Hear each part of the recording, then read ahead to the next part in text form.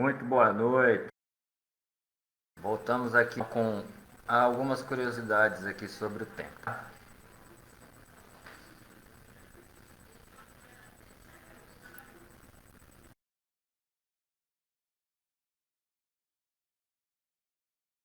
Já já vamos falar sobre isso daqui, né?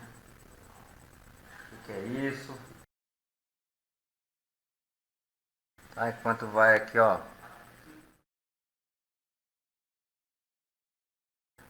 correndo o tempo, não é isso? Bom, vamos falar um pouco sobre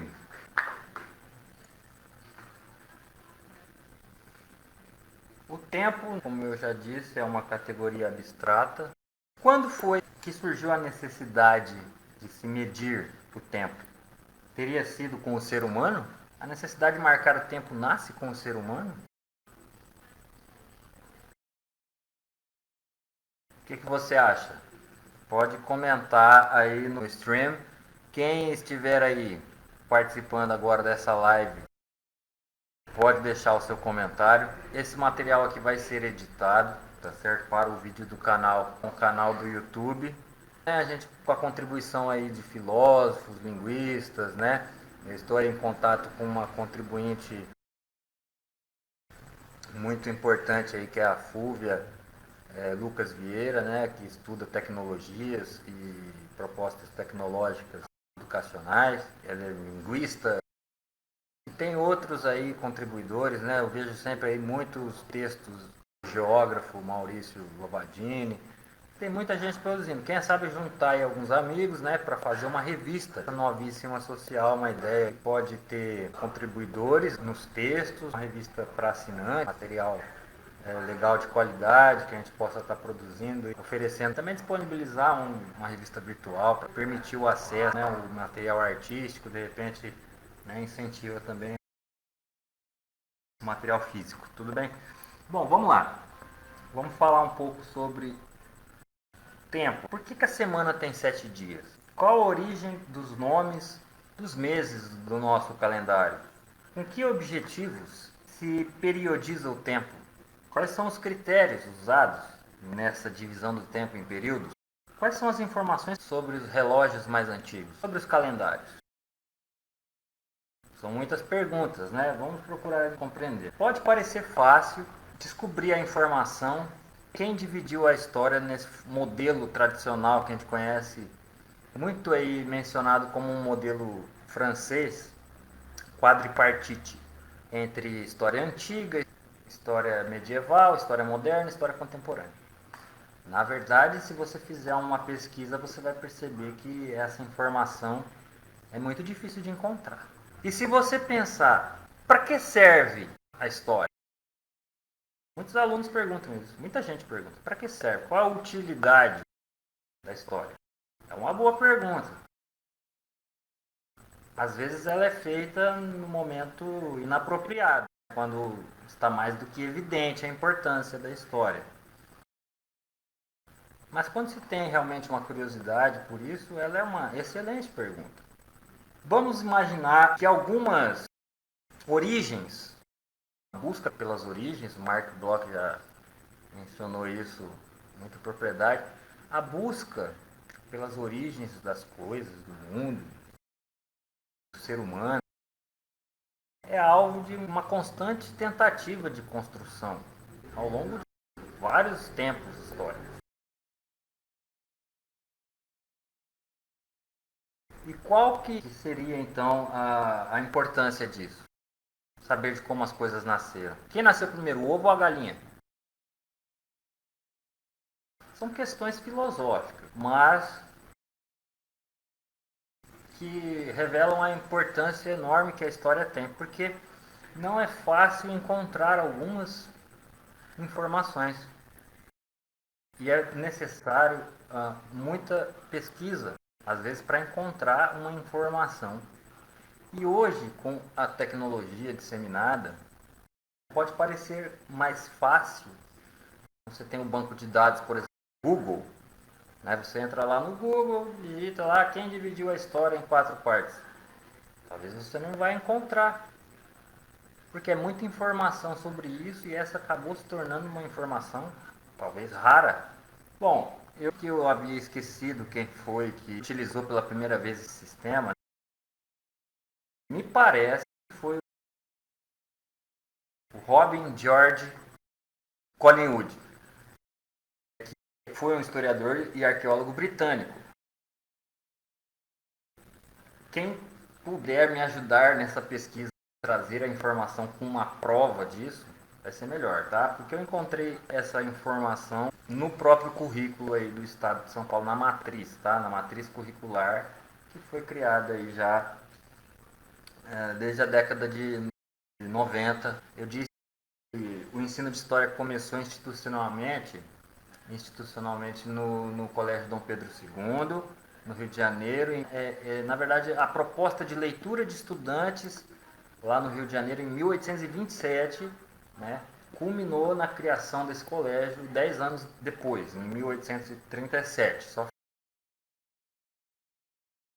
Inclusive, os alunos têm lá essa data já anotada.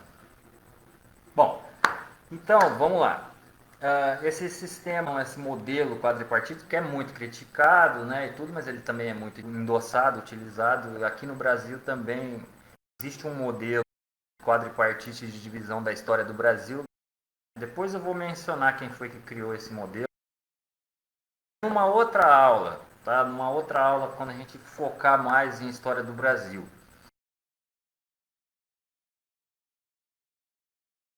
Vocês, alunos, já têm a linha do tempo aí, né?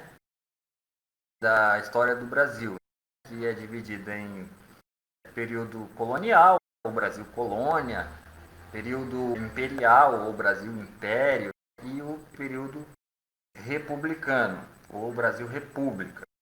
E tem, claro, o período mais anterior, antes de 1500, que é o período chamado arcaico. Alguns chamam de pré-história brasileira. Mas aí a gente vai às origens disso numa outra aula. Vamos nos concentrar então agora nas medições de tempo, que é muito curioso esse tema. Vamos tentar responder algumas das questões que eu fiz no início. Bom, o calendário, todo mundo conhece, a folhinha é muito importante, porque o calendário ele mostra pra gente que dia é hoje, importante para a gente poder se organizar nossos eventos, nossa rotina. O calendário foi criado em 1582 pelo Papa Gregório XIII.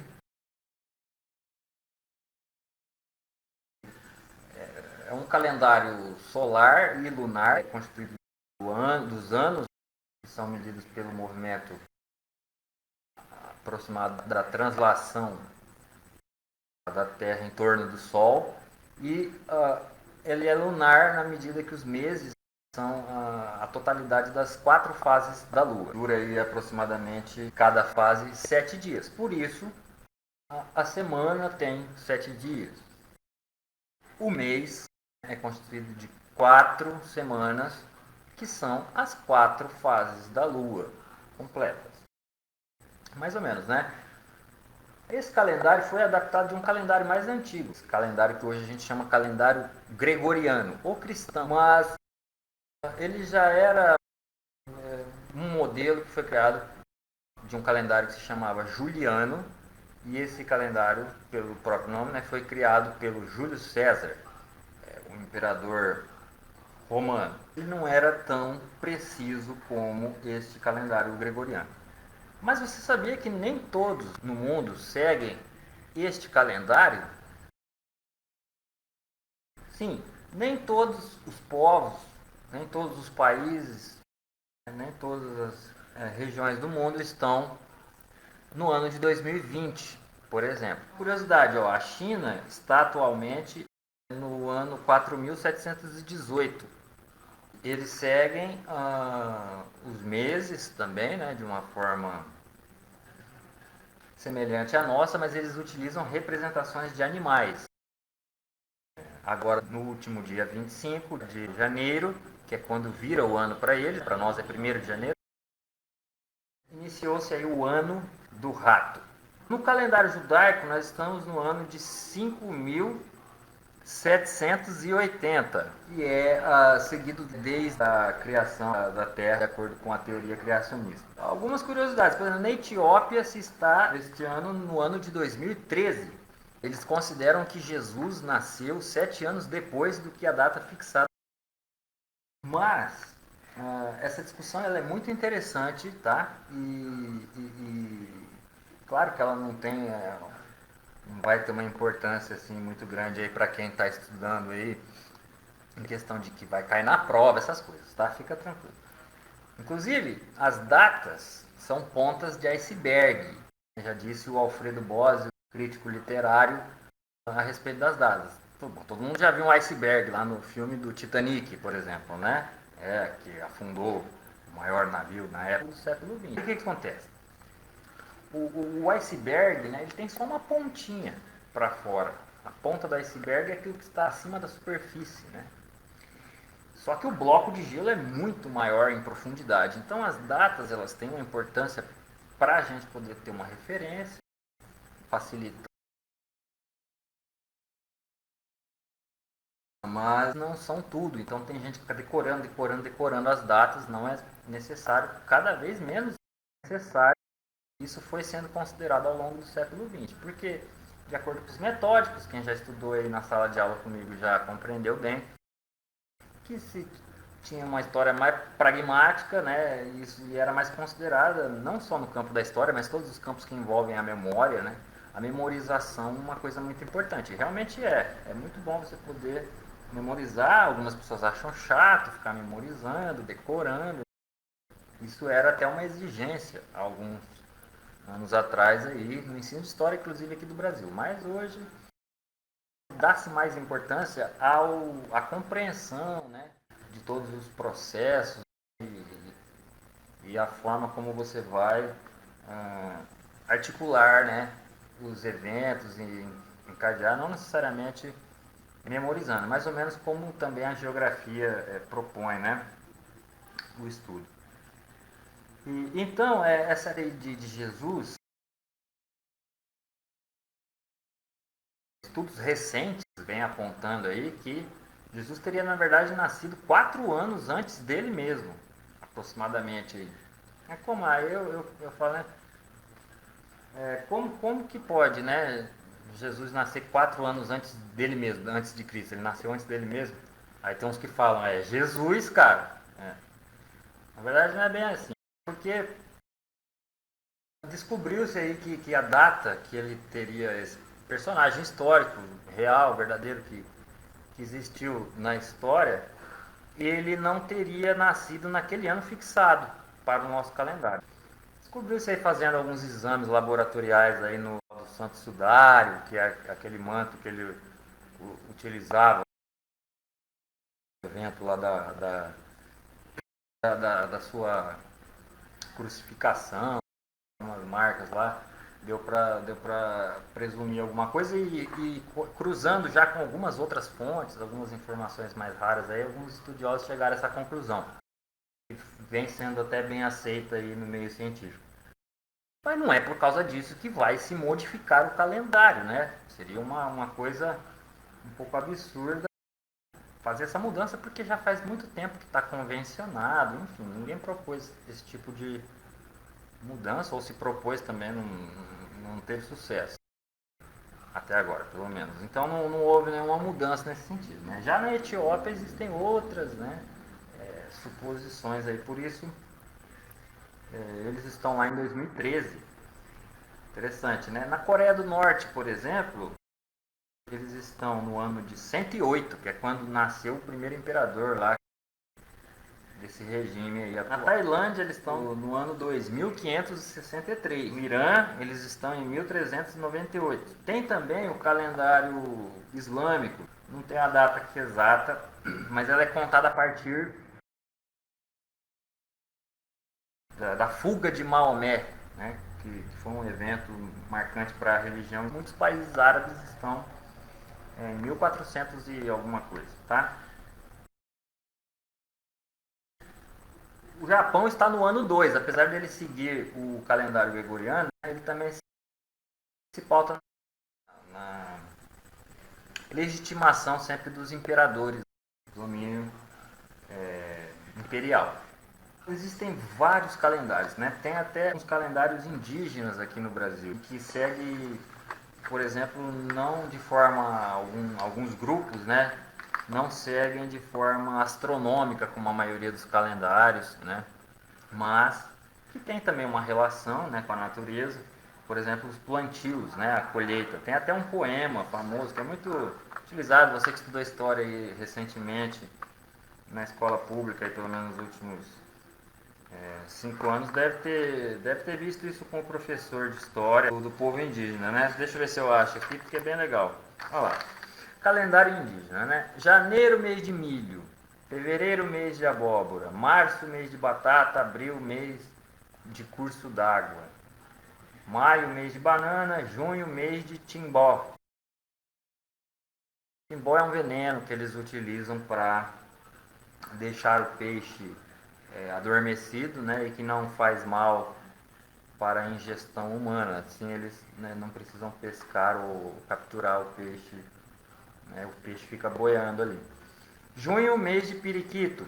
Agosto, mês de tracajá. Tracajá é um quelônio, né, uma espécie de tartaruga. Setembro, mês de Quarupi. Quarupi é uma festa fúnebre, não sei se procissão é o termo adequado, é um ritual, né, uma celebração que tem relação com o mundo dos mortos, o mundo dos vivos, dos mortos. Outubro, mês de Pequi. Pequi muita gente conhece, já se alimentou, né? Novembro, mês da chuva. Dezembro, mês de melancia. Tá?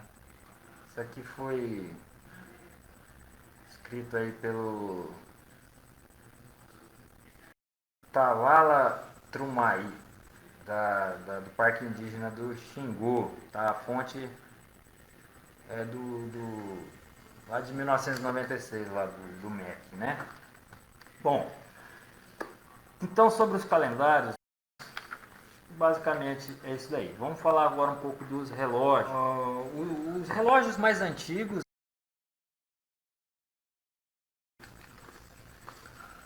participações aqui, legal na live. Aí um beijo para você, Fúvia.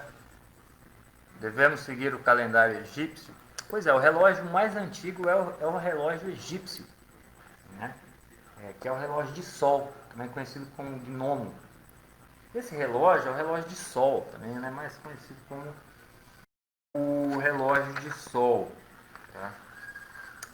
No vídeo editado vai aparecer umas fotos aí. Você está vendo então as fotos, agora na live você não está vendo, tá? Nas fotos você vai observar aí o relógio de sol que tem lá na Universidade de São Paulo, na capital.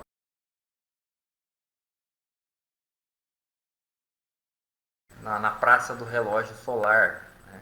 Existe lá uma espécie de réplica desse relógio antigo, grande, né? Que era, na verdade, uma estaca, uma vareta fixada, né? No solo, né? Cuja a sombra permitia que se tivesse a medição aí, de alguma maneira do tempo, né? Outro relógio muito antigo é a clepsidra. A clepsidra é um relógio de água, tá? Que foi usada pelos gregos antigos. E lá na mesma praça do relógio solar tem um relógio de água que tem vários compartimentos e vários níveis, né? E que à medida que vão enchendo de água através das mangueiras, né? Vai marcando o dia, o tempo ao longo do dia. Esses relógios realmente são os mais antigos, né? Muita gente pensa que a ampulheta é lá do Egito, né? Mas a ampulheta não é um relógio egípcio. Né? A ampulheta ela marca com a areia, né, o decorrer do tempo, né, através de dois compartimentos. É um relógio, na verdade, medieval. A invenção é atribuída, ou seja, não se tem certeza, ao monge da região de Chartres, na França, chamado Louis Prand, que viveu no século VIII. Então, esta é a ampulheta. E com o tempo, né, lá pelo século, vamos colocar aí, século 17, né, você tem novas formas de marcar o tempo. Os chamados relógios, por exemplo, o pêndulo. Também a torre das igrejas passou a ter horas de badaladas nos sinos. E logo depois já surgem relógios de ponteiros, que eram movimentados de forma manual, né, depois mecânica. E logo já começou a surgir novos modelos, né, o relógio de bolso, o relógio de pulso, o relógio de parede, né, o cuco, enfim, uma série de relógios. Hoje a tecnologia avançou ao ponto de existirem relógios não apenas analógicos, esses relógios que são de uma grande precisão por conta do quartzo, um mineral que faz essa medição acontecer de forma mais precisa. E aí você tem hoje principalmente os relógios eletrônicos, muito famosos aí, né, os mais modernos de ponta aí com mais precisão.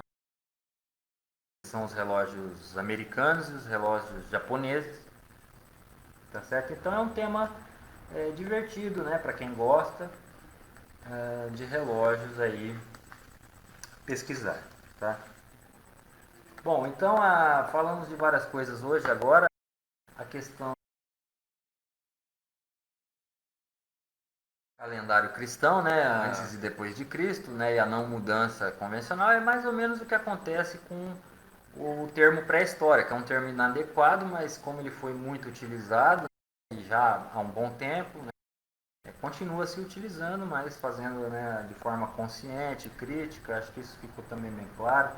Nós vamos, claro, falar muito ainda de pré-história, né? E será que eu tinha que corrigir alguma coisa mais? Não, acho que está tudo caminhando na ordem, né? Então, aquela questão do Collingwood, né? Vocês confirmem e me ajudem nessa pesquisa, que realmente está difícil de encontrar a informação, né? Da origem do sistema quadripartite atribuído aos franceses que utilizaram. Mas existe uma crítica a esse modelo, tá? Esse modelo não é um modelo único. Vocês podem até, numa pesquisa, encontrar bastante coisa aí com relação a isso tudo aí também. O próprio conhecimento histórico, não é verdade? Então, gente, vamos fazer um esquema bacana aqui agora. Eu vou utilizar uma página aqui. Vou ter que escrever. Então, como que a gente consegue... O números romanos é uma coisa básica, mas muita gente não sabe, né? Seria interessante a gente conhecer pelo menos até o século XXI, já que os séculos, como eu disse na outra aula, é utilizado de forma romana, né? Para facilitar a leitura dos textos históricos. Então,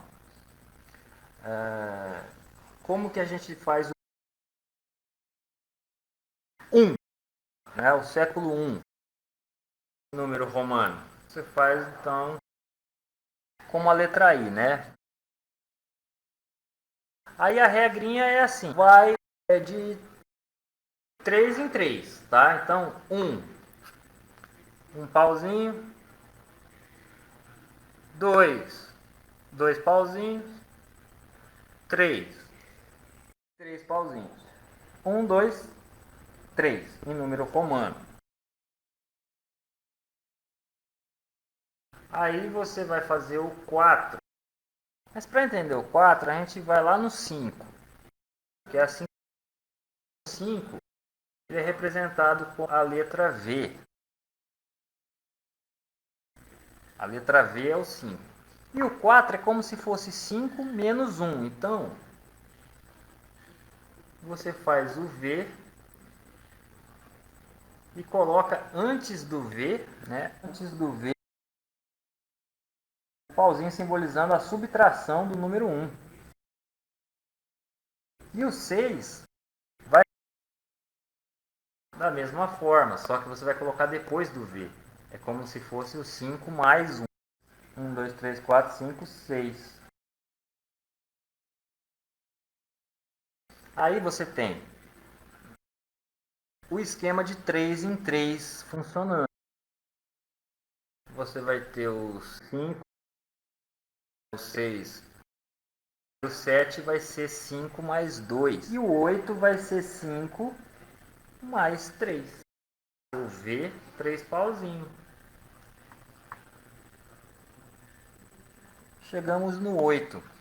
Agora, para entender o 9, a gente vai lá para o 10. Então é um ciclo. O 10 ele é representado na forma de x, século 10. Ele é representado com um x. O 9 é o x menos 1.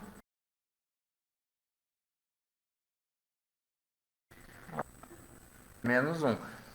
O 11 é o 10 mais 1. O x com o pauzinho na frente, não atrás. Como é que tá aí os espectadores aí?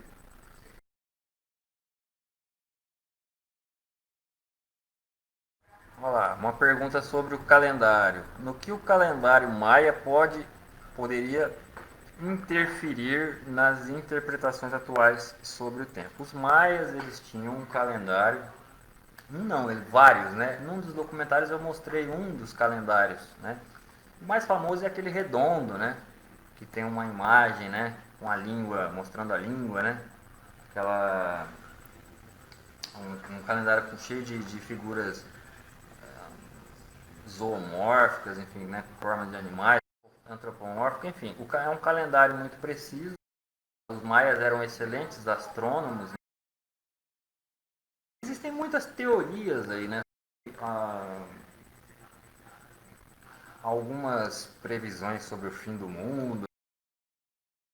O calendário maia, que na verdade não passam muito de pressuposições, né? Tem algum embasamento, algumas são melhor elaboradas do que outras.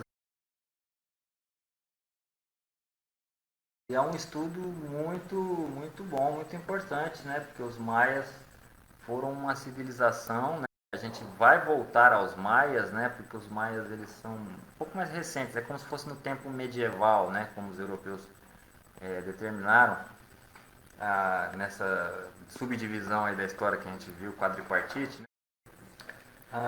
Era um período aí relativamente medieval e não tão antigo, tá? Então nós voltaremos à América para falar de astecas, de maias, por quanto que vamos falar até ainda logo em breve sobre mais um pouco da América Antiga, né? Porque nós ainda não falamos desses povos da América Central e América do Norte. Inclusive tem aqui ao fundo algumas representações aí de várias culturas, de onde hoje é os Estados Unidos, tem várias culturas e povos indígenas. E eu gostei de ver os trabalhos, viu, de vários alunos aí, principalmente do segundo ano alunos que entregaram o trabalho, no qual eles se dispuseram a pesquisar também esses assuntos que a gente ainda nem começou a trabalhar. Parabéns. As civilizações antigas nos ensinaram a medir o tempo de uma maneira mais interessante que a sociedade atual, né? Uma boa pergunta filosófica. E aí, cadê os filósofos? Sumiram agora, né? Quem poderia responder essa daí? As civilizações antigas nos ensinam a medir o tempo de uma maneira mais interessante que a sociedade atual. Pois é, com o passar do tempo, algumas coisas mudam e inclusive o gosto pelo interesse de determinadas coisas. Pode parecer hoje, né, interessante marcar o tempo de uma forma, vamos dizer, retrô, antiga, que não é mais convencional. Pode parecer uma coisa mais interessante em algum determinado momento. Em outro, talvez não tenha muita utilidade, realmente, né? Isso faz a gente voltar àquela questão, né? Para que de fato serve a história. Então, a história ela tem importâncias variadas em variados momentos. Compreender melhor o mundo que a gente vive, né? Não cair em várias armadilhas, né? Nesse mundo repleto de informações, fake news e uma série de coisas que, né, que a gente sabe o que é verdade e o que não é. Hoje um dos problemas seríssimos que nós temos é o consumismo, né? Então tem pessoas que consomem desenfreadamente, né? Ah, tudo que vê na vitrine, porque são seduzidas pelas propagandas, né? O marketing, que muitas vezes é realmente bastante eficaz, mas muitas vezes você compra aquela coisa e depois se arrepende, né? Fala, não achei que era tão bom, né? A história pode ajudar muito também nesses casos, né? Ou mesmo para você satisfazer a sua curiosidade, conhecimento de alguma coisa que você queira, né, descobrir, que depois você fica feliz quando você consegue. E aí, gente, é muito importante a gente ter essa noção de que a história não é uma coisa antiquada. Existe um antiquário que é aquela coisa de móveis antigos, né, louças antigas, talheres antigos, enfim, antiguidades, né, coisas antigas, né, que alguns colecionadores exibem, né, nas suas lojas. Hoje é cada vez menos comum isso, mas ainda existem muitos, né, antiquários. Alguns vendem, outros negociam, né, e uma área interessante, a área de antiquário. Eu não acho a das mais interessantes, mas muitos museus, inclusive, dão bastante visibilidade para essa parte de antiquário, né? E aí muita gente acha que história é só isso, mas não é, tá? Então tem gente que pensa que a história é só coisa velha. Para que serve a história? Ficar estudando só gente morta, né? Gente que já morreu, né? Mas, né, existe a ideia de que a história é viva, né? Então isso é muito importante, porque tudo que nós fazemos nesse mundo, nós vamos deixar o rastro, as pistas, nós vamos deixar testemunhos, nós vamos deixar, né, documentos, escrevemos, uma história de vida, né? Como todos vão morrer, né? Um dia isso vai se tornar lá a história, né? E na verdade, então, a história nós fazemos hoje, cada um de nós, né? Você faz a história, né, hoje. Então, ela é atualíssima, né? A história é uma coisa viva, uma coisa nova, né? Daí, inclusive tem a novíssima agora, né? É, a gente já tinha uma série de escolas aí que nós vamos ver com mais calma em outro momento, tá? Escola cultural, a história cultural, depois tem a nova história cultural, então estamos com essa proposta aí, então, mais novo, né? Uma novidade ou uma nova geração chegando à história, tá? Bom, acho que eu respondi todas as perguntas. Vamos continuar aqui com os séculos. Então o esquema vai se repetindo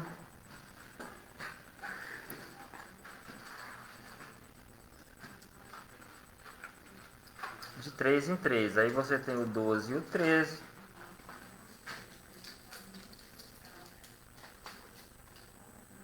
Que é o 10, né? Somando 1, 2 e 3. E aí o 14 volta lá no mesmo esquema do 5 e do 4, né? Então, é o 10 acrescido do 4. Aí o 4 você já sabe como é. É a mesma coisa. 15 é o 10 acrescido do 5, então vai x vezes. E aí repete 3 vezes, né? Para o 16, para o 17, para o 18. Você vai ter o mesmo esquema do 6, do 7, do 8, né? E o x lá antes. Você está somando, né? 19 Né? Como você já sabe como é o 9, não vai ter segredo também. X, pauzinho X, olha lá. Que é o 10 mais o 9. Né? Aí a gente tem o 20, que é 10 mais 10, x, x. E aí chegamos no nosso século.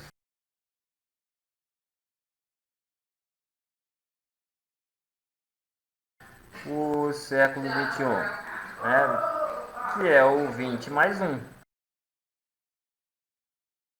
E assim sucessivamente, tá? Então, eu espero que tenha aqui, ninguém respondeu, mas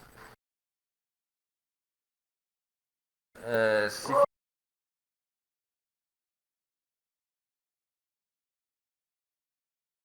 a